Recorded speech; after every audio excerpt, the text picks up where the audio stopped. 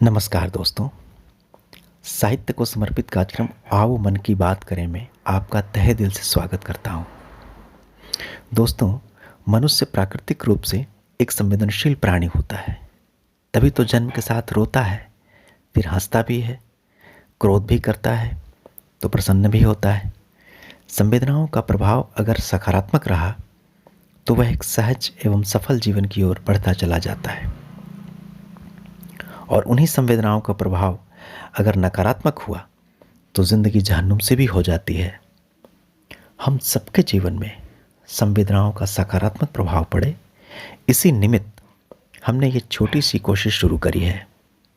हम चाहते हैं कि हम आपकी रचनाओं को इस चैनल के माध्यम से प्रस्तुत करें।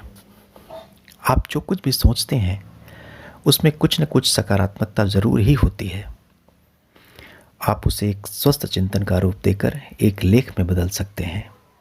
उस पर कहानी भी लिख सकते हैं, कविता भी लिख सकते हैं, उसे एक संस्मरण का भी रूप आप दे सकते हैं। परंतु ये कदापि न समझें कि ये जो रचना बन गई है उसका कोई महत्व ही नहीं है। वह निश्चित रूप से हमारी सोच एवं समझ को सहेजने और संभालने का काम करती है, और ठीक यही काम वह दूसरों के लिए भी करती है, जिसने भी उसे पढ़ा या सुना। मैं पुनः निवेदन करता हूँ कि आप अपनी रचनाएं मुझे मेरे व्हाट्सएप नंबर 8757679912 पर भेज सकते हैं। आपकी रचनाओं को इस कार्यक्रम में शामिल करके हमें बहुत खुशी होगी। अंत में आपसे मैं एक निवेदन करना चाहता हूँ कि संवेदना ही साहित्य है, इसे स्वर दें, कुछ और न कहें, बस भाव भर दें। आज के इस कार्यक्रम में एक कविता प्रस्तुत है जिसे लिखा है सत्या शर्मा कीर्ति ने। कविता का शीर्षक है सेल्समैन।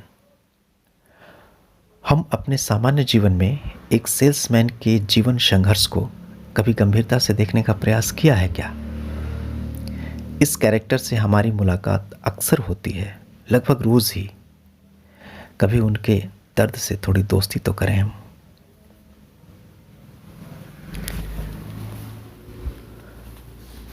ऐसा नहीं है कि मुझे शहर और शहर की गलियों को छानने का शौक है, ना ही पर्यटकों की तरह हमेशा सफ़र में रहना ही सुहाता है।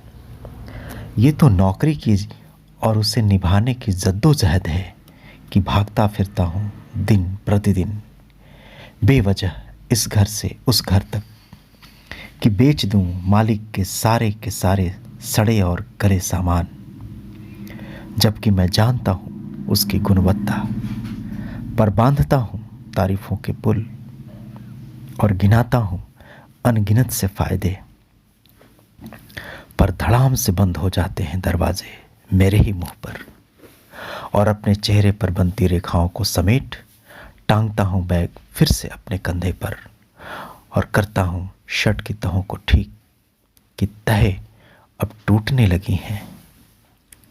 हाँ, भागते भागते धूप में होने लगे हैं सफ़ेद से मेरे बाल, पर नहीं आ पाया हुनर उन बालों को समाज में जीने का, कि आज भी सुबह उठ करता हूँ शेव, चमकाता हूँ चेहरा, और कंधे पर बैग टांग निकल पड़ता हूँ ढूंढने एक नए दरवाजे को, जो खुलेंगे और बंद हो जाएंगे धड़ाम से मेरे ही चेहरे पर, बगैर ये पूछे कि इतनी धूप में तुम्हें भी प्यास लगती है।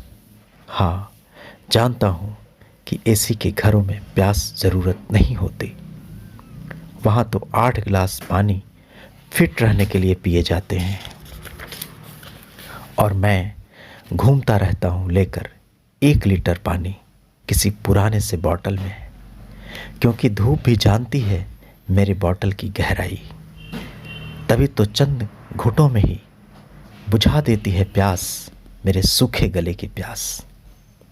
और फिर मैं यूं ही लौट पड़ता हूँ शाम ढले अपने कंधे के बोझ संग अपने घर पर। क्या इसी तरह के घर की बनाई थी मैंने एक तस्वीर, जहां आंखों में इंतजार लिए दरवाजे के आसपास खेलते मिलेंगे बच्चे, और मैं टॉफ़ी की जगह पूरे दिन की झल्लाहट घोल चिल्लाऊंगा कि जाओ पढ़ो, सारे दिन खेलते रहते हो। और हाँफती सी पत्नी मेरे हाथों में टंगे झोले में किसी सस्ती सी सब्जी के इंतज़ार में आटा गूंथती रहेगी। वो घर तो जाने कहाँ गुम सा हो गया, जिसे बनाने के जाने कितने सपने देखे थे मैंने। या जिंदगी की भाग दौड़ में नींव ही नहीं पड़ सकी, पलता रहा किराए के घरों में, जिसमें कुछ सालों बाद पत्नी बच्चे समेत निकाल दिया जाता हूँ। और फिर अपने बजट के हिसाब का ढूंढता हूँ कोई घर, बसाता हूँ फिर से एक नई गृहस्थी कुछ चंद सालों के लिए। जाने इन सालों में ऐसे कितने घरों को जी लिया मैंने, पर कह सकूं अपना वो घर नहीं बना पाया, जिसके दरवाजे कहते अब रुक भी जाओ, उम्र गुजार लो, भटकना छोड़ दो। कि सच में बैग अब लगने लगे हैं भारी, सामान नहीं बढ़ा इसका, शायद अब कंधे कमज़ोर हो गए हैं। मालिक का सामान भी अब हंसता है मुझ पर कि तेरी औकात तो अब और छोटी हो गई है। अब तो भटकने के रास्ते भी और लंबे हो चले हैं। हाँ, अब थकने सा लगा हूँ। नहीं, सड़कें नहीं बढ़ी, मेरी कदमों की लंबाई छोटी होती चली है। हाँ, अब सफ़र डराता है मुझे कि अब नींद में भी करता हूँ सफ़र। रात के पैरों के संग गुज़रता हूँ स्टेशन दर स्टेशन। काश कोई नींद बिना सफ़र के होती। स्थाई सी जिंदगी की चाह लिए बस भागता ही रहा उम्र भर। क्या कभी ठहराव भी है कहीं?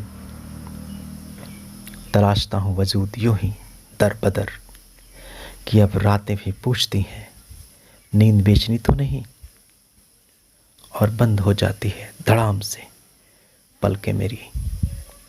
आँखों की नींद भी डराती है मुझे कि जानता हूँ पास सोई पत्नी करती है ढोंग बेसूध होने का। जानता हूँ उसकी भी आंखें करती हैं रत जगा कि इस बार की ठंड रजाइयों में समा नहीं पा रही है। कांपती सी रात में अपनी भी पुरानी कंबल ढाप देती हैं बच्चों पर, और मैं अनदेखा करता हूँ स्वांग सोने का। गिनता हूँ घड़ी के टिक टिक, कब हो सुबह और निकले धूप, जिसमें बैठ मेरी पत्नी सुखाए रातों की कपकपाहट, और मैं तैयार हो चाय संग सुनूं बेमतलब की बातें। और कंधे पर टांग कर बैग चल पड़ूं नए दरवाजे की तलाश में, जो बेल की आवाज़ पर खुलेंगे और सेल्समैन को देख नाक भौं सिकोड़ हो जाएंगे बंद धड़ाम से। अब तो आदत सी हो गई है, तभी तो कोई जब प्यार से पूछ लेता है तो चौंक सा जाता हूँ मैं। कहीं रातों रात शहर बदल तो नहीं गया। हाँ, जानता हूँ एक दिन इस सफ़र का सफ़र हो जाएगा ख़त्म। मैं भी थम जाऊँगा कि मौत मोहताज नहीं होती उम्र की। एक थकी सी उम्र और सुस्ताद से रास्ते, कभी तो पहुँचेंगे उस मंजिल पर जहाँ खुलेंगे दरवाजे और कहेंगे आओ स्वागत है तुम्हारा। और मैं अपनी पीठ पर बैताल सा सवार अपने सेल्स बैग को उतार लूँगा एक गहरी लंबी नींद कि सच में अब सो जाना चाहता हूँ इस शरीर की परिधि से अलग, एक सुकून की नींद।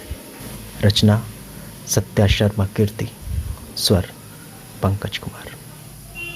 कार्यक्रम आपको कैसा लगा हमें ज़रूर कमेंट करें, और हमारे चैनल को लाइक करें, शेयर करें और सब्सक्राइब भी करें। आप हमेशा सहज रहें, संतुष्ट रहें, संयमित रहें और खुश रहें। बहुत बहुत धन्यवाद आपका।